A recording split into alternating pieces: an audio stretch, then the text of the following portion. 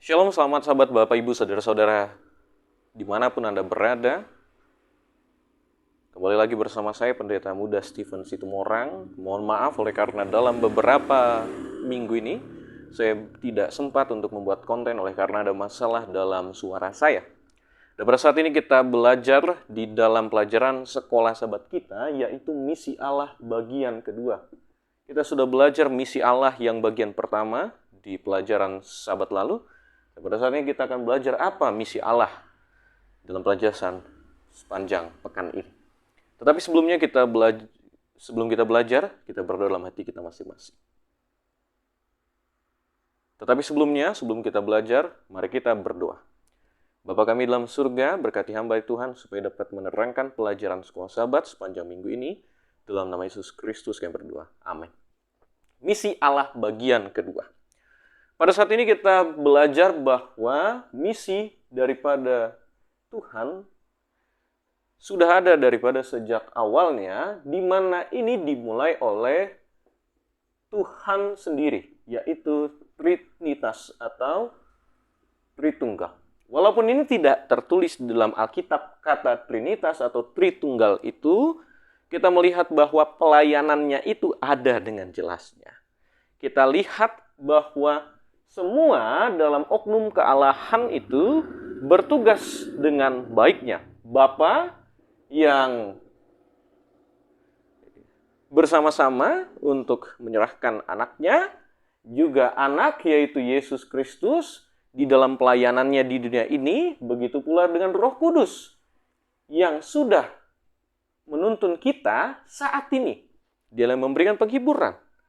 Jadi sangat jelas bahwa ketiga oknum ini bekerja sama di dalam lingkup misi itu. Asal mula misi adalah daripada Tuhan kita yang Tritunggal itu. Dan kita harus sadari bahwa fokus daripada misi ini adalah memuridkan.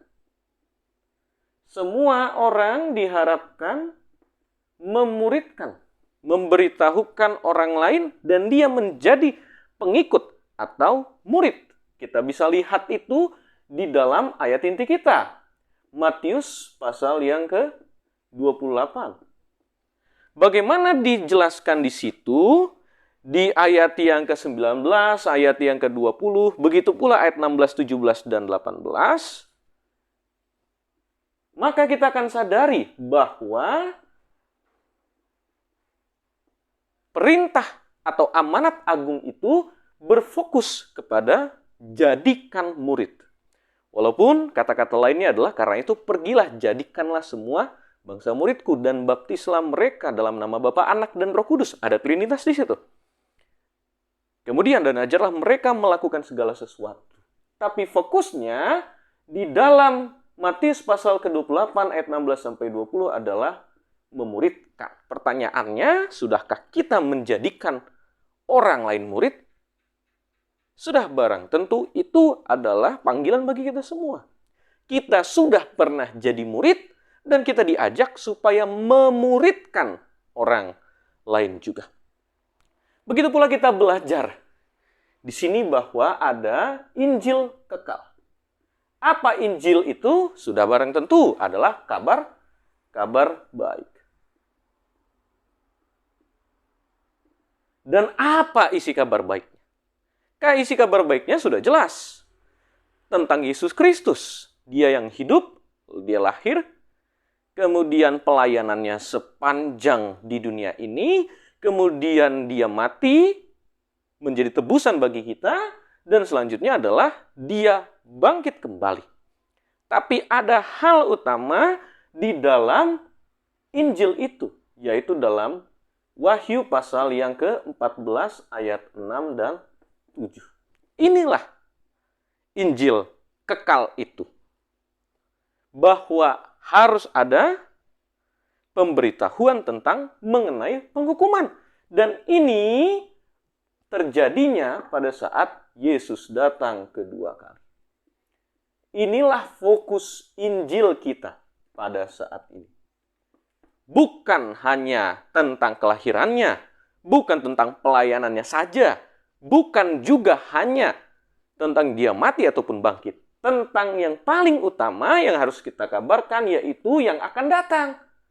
Apa yang akan kita rasakan nanti, yaitu Yesus datang yang kedua kali. Itulah inti daripada Injil. Jadi dalam penginjilan yang kita lakukan, ingatkan selalu bahwa inilah tema utama dalam penginjilan. Tema utamanya adalah Yesus datang kedua kali. Dan kita sadari bahwa siapa yang harus beritahukan ini, yaitu umatnya. Siapa umatnya? Saya dan saudara, kita semua yang sudah berada di dalam kandang ini. Anggota gereja Masih FNR ke-7. Kitalah umatnya itu. Sama seperti Abraham dan juga bangsa Israel. Walaupun bangsa Israel bukan lagi bangsa pilihan, tapi di dalam pernyataan misinya, di situ ada bahwa Abraham dan juga bangsa Israel, mereka sudah diberkati, maka mereka harus menjadi berkat bagi orang lain. Berkat di sini bukan hanya berbicara mengenai makanan, tapi berkat di sini berbicara mengenai apa yang sudah kita terima, yaitu pemberitahuan tentang keselamatan harus kita juga beritahukan kepada orang lain. Keselamatan itu harus kita nyatakan. Dan di mana? Di dunia ini. Dunia ini adalah arena misi. Dalam artian, dunia ini bukan hanya berbicara bahwa, oh iya, benua-benua. Tetapi siapa yang berada di sekitar kita. Kepada para murid, Yesus katakan bahwa, pergilah ke Yerusalem, ke Yudea, ke Samaria, sampai ke ujung bumi. Di situ berbicara bahwa dalam lingkup pelayanan para murid. Dan kita juga para murid juga harus melakukan hal yang sama. Tetapi dalam hal itu adalah dengan orang-orang terdekat kita. Pertanyaannya, sudahkah kita memberitahukan ke orang dekat kita, tetangga kita, saudara, sedarah kita, orang tua kita, adik kita yang belum kenal kebenaran itu mengenai kebenaran Injil itu. Kebenaran kedatangan Yesus yang kedua kali. Kiranya pada saat ini kita disadarkan bahwa penginjilan harus dimulai dari sekarang. Itulah misi. Misi menyampaikan kabar baik kepada orang lain. Kedatangan Yesus yang kedua kali. Kiranya Tuhan menyertai kita berdoa. Bapa kami dalam surga, bantu kami ya Tuhan supaya lebih memahami lagi maksud daripada pelajaran sekolah sahabat kami sepanjang pekan ini. Kami serahkan ya Tuhan setiap umat yang telah mendengarkan firman-Mu.